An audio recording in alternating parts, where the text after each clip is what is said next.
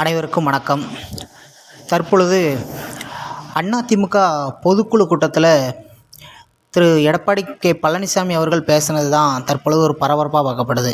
கிட்டத்தட்ட பார்த்திங்கன்னா 210 தொகுதிகள் அதிமுக கூட்டணி வெற்றி பெறும் அப்படின்னு சொல்லி ஒரு நம்பரை சொல்லியிருக்காங்க. இந்த 210 தொகுதி வெற்றி பெறுவதற்கான வாய்ப்பு இருக்கா? ஏன்னா திமுக என்னது சொன்னோன்னா 200 தொகுதி வெற்றி பெறுவோம், 2026 சட்டமன்ற தேர்தலில் 200 தொகுதி வெற்றி பெறுவோம் அப்படின்னு திமுக சொன்னிச்சு. இவங்க எடப்பாடி பழனிசாமி அவர்கள் பார்த்திங்கன்னா 210 தொகுதி வெற்றி பெறுவோம் அப்படின்னு சொல்லியிருக்காங்க. 210 தொகுதி வெற்றி பெறுவதற்கான வாய்ப்புகள் இருக்கா? அப்படிப்பட்ட சூழ்நிலைகள் அவருக்கு சாதகமாக இருக்கா அப்படிங்கிறத வாங்க இந்த காணொலியில் விரிவாக பார்ப்போம்.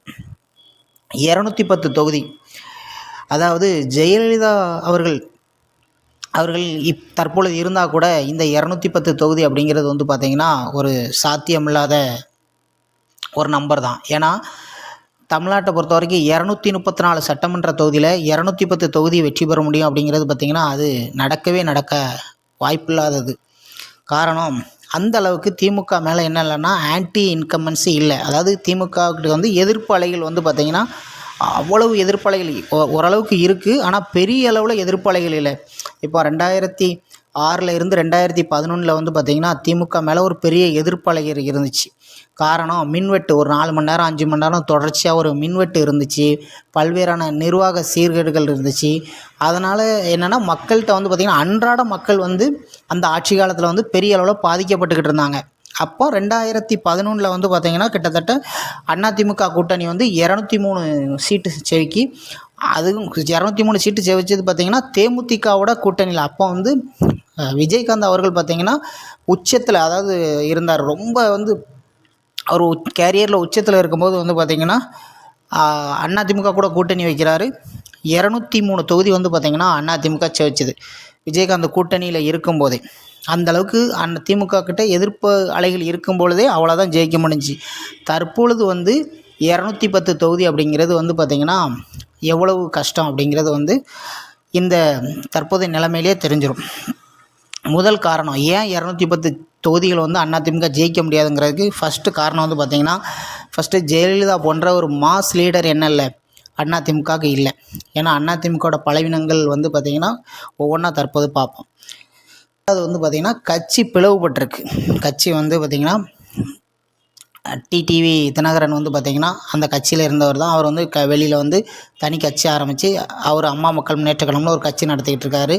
அவர்கிட்ட பார்த்திங்கன்னா 2021 தினகரன் மட்டும் அதிமுக கூட கூட்டணி வச்சுருந்தா கிட்டத்தட்ட ஆட்சியே அதிமுக திரும்பவும் என்ன செஞ்சுருக்கலாம், 2021 பிடிச்சிருக்கலாம். ஏன்னா 30 தொகுதிகளில் அதிமுக தோல்வி அடைகிறதுக்கு தினகரன் அவர் பிரித்த வாக்குகள் தான் காரணம். அப்போ கட்சி பிளவுபட்டிருக்கு. அதிமுக வாக்குகள் கணிசமாக யார்கிட்ட இருக்குது அப்படின்னா டிடிவி தினகரன் அவர்கள்ட்ட இருக்குது. அவரால் தென் மண்டலத்துலேயும் டெல்டாவிலையும் பெரிய அளவில் அதிமுக ஓட்டுகளை அவர் பிரிக்கிறார். நம்பர் 2. நம்பர் 3, பன்னீர்செல்வம் அவர்கள் பார்த்திங்கன்னா 2021 உங்கள் கூட இருந்தாங்க. தற்பொழுது அவரும் வெளியில் அவரும் அதிமுக ஓட்டுகளை என்ன செய்கிறாரு, பிரிக்கிறாரு. அப்போ அதுவும் உங்களுக்கு என்ன செய்யுது, பலவீனமாக பார்க்கப்படுது. அடுத்து நம்பர் 4 பார்த்திங்கன்னா செங்கோட்டையன் அவர்கள். கொங்கு மண்டலத்தில் அதிமுக பொறுத்த வரைக்கும் கொங்கு மண்டலமும் தென் மண்டலமும் ரொம்ப ஒரு வலிமையாக அதிமுகவுக்கு எப்போவுமே ஓட்டு போடக்கூடிய மண்டலம். அதில் கொங்கு மண்டலத்தில் இருந்து பார்த்திங்கன்னா ஒரு சீனியர் லீடர் செங்கோட்டையன் அவர்கள் பார்த்திங்கன்னா விஜய் கட்சியில் இணைஞ்சிட்டாங்க. அதனால் கொங்கு மண்டலத்திலேயே பெரிய ஒரு சேதாரத்தை அதிமுக சந்திக்கிறதுக்கு வாய்ப்புகள் அதிகமாக இருக்குது. அடுத்தாப்புல சரி இதெல்லாம் கட்சியோட பிளவு அப்படின்னு பார்த்தோம்னா, அடுத்து பார்த்திங்கன்னா இவங்கக்கிட்ட ஏற்கனவே தேசிய ஜனநாயக கூட்டணியில் இருந்தவங்கள்ட்டே பார்த்திங்கன்னா பாமக அன்னைக்கு நிலைமை எப்படி இருக்குது அப்படின்னா, பாமக அப்பா பையன் 2 பேருக்கும் பெரிய அளவில் சண்டையாகி கட்சி என்ன செய்யுது, 2ஆக பிளவுபட்டு கிடக்கு. ராமதாஸ் தலைமையில் ஒரு பாமக இருக்குது, அன்புமணி ராமதாஸ் அவர்கள் தலைமையில் ஒரு பாமக இருக்குது. பாமக 2ஆக பிளவுபட்டுருக்கு. அதற்கு அடுத்து இவங்க கூட்டணியில் இருந்தது பார்த்திங்கன்னா தேமுதிக தங்களுடைய கட்சி நிலைப்பாட்டை என்ன செய்யலை, இது வரைக்கும் கூட்டணி நிலைப்பாட்டை அவங்களும் அறிவிக்கலை. அவங்களும் என்ன செஞ்சுருக்காங்க, வெயிட் அண்ட் சி அப்படிங்கிற மாதிரி சொல்லிட்டாங்க. அடுத்து பாஜக இந்த கூட்டணியிலே ஓரளவுக்கு கொஞ்சம் பலமான கட்சியாக இருக்கிறது பார்த்திங்கன்னா பாஜகன்னு சொல்லலாம். அந்த பாஜகலே பார்த்திங்கன்னா அண்ணாமலை இருக்கும்போது வரைக்கும் இருந்த பாஜக வேறு, தற்பொழுது நயினார் நாகேந்திரன் அவர்கள் இருக்கிற வரைக்கும் உள்ள பாஜக வேறவா பார்க்கப்படுது. ஏன்னா பாஜகவிலேயே ஒரு 2 கோஷ்டி இருக்குது. அண்ணாமலை கோஷ்டி தனியாக இருக்குது, நயினார் நாகேந்திரன் அவர்கள் கோஷ்டி தனியாக இருக்குது. அங்கேயுமே பெரிய அளவில் என்ன இல்லைன்னா கோஆர்டினேஷன் இல்லை பாஜகவில். திரும்ப தமிழ்நாட்டை பொறுத்த வரைக்கும் பார்த்திங்கன்னா இருமுனை போட்டியாக தான் இது வரைக்கும் இருந்திருக்கு. தமிழ்நாட்டை பொறுத்தவரை அதிமுக இல்லை டிஎம்கே அப்படிங்கிற மாதிரி ஒரு இருமுனை போட்டியை நோக்கி போகுது. தற்பொழுது வந்து பார்த்திங்க அப்படின்னா அது மும்முனை போட்டியை நோக்கி என்ன செஞ்சிட்டுனா, பொதுவாக 4 முனை போட்டி இருக்குது. அதிமுக, திமுக, தாவேக, நாம் தமிழர் 4 முனை போட்டி இருக்குது. ஆனால் ரியல் போட்டி அப்படிங்கிறது பார்த்திங்கன்னா அதிமுக, திமுக, தாவேகா மும்முனை போட்டியை நோக்கி போகுது. இதுவும் அதிமுகவுக்கு ஒரு பலவீனமாக பார்க்கப்படுது. ஏன்னா நீங்கள் எடப்பாடி பழனிசாமியா விஜயா அப்படின்னா விஜய் ஒரு படி என்ன செஞ்சிருவார், மேலே போயிடுவார். அப்போ இந்த ஃபேஸ் வேல்யூ அப்படின்னு சொல்லுவோம், அந்த ஹரிஸ்மா அப்படிம்போம், அது வந்து எடப்பாடியை விட விஜய்க்கு என்ன இருக்குது, அதிகமாக இருக்குது. அதனால் மும்முனை போட்டியை நோக்கி போகும்போதும் அதிமுகவுக்கு இதுவும் ஒரு பலவீனமாக பார்க்கப்படுது.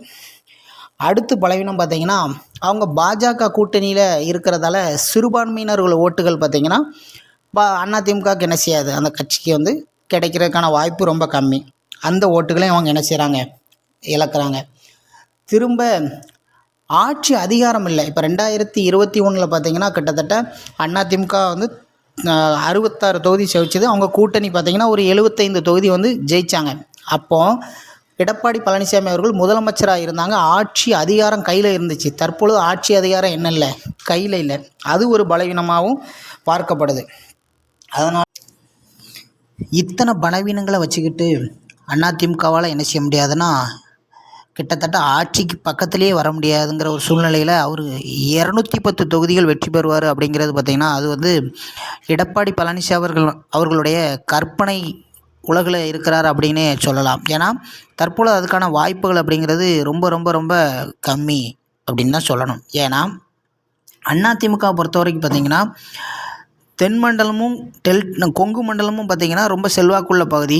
இந்த 2 பகுதியிலுமே தற்பொழுது கொங்கு மண்டலத்தில் செந்தில் பாலாஜி அவர்கள் வந்து பார்த்திங்கன்னா நல்ல களப்பணியாளர், இறங்கி வேலை செஞ்சுக்கிட்டு இருக்காங்க. கிட்டத்தட்ட இந்த தடவை கொங்குல பெரிய வெற்றியை திமுக பதிக்கணும் அப்படின்னு சொல்லி பல்வேறான முயற்சிகளை எடுத்துக்கிட்டு இருக்காங்க. கட்சியில் அதிமுக கட்சியில் அதிருப்தியில் உள்ளவங்களெல்லாம் என்ன செய்கிறாங்க, திமுகவுக்கு இணைக்கக்கூடிய வேலைகளை வந்து செந்தில் பாலாஜி அவர்கள் செஞ்சுக்கிட்டு இருக்காங்க. தென்மண்டலத்தை பொறுத்த வரைக்கும் வந்து பார்த்திங்கன்னா ஓபிஎஸ் அவர்களும் டிடிவி அவர்களையும் கட்சிக்குள்ளே இணைக்காத வரைக்கும் தென்மண்டலத்தில் பெருசாக என்ன செய்ய முடியாது, இவர்களால் சீட்டு பிடிக்க முடியாது.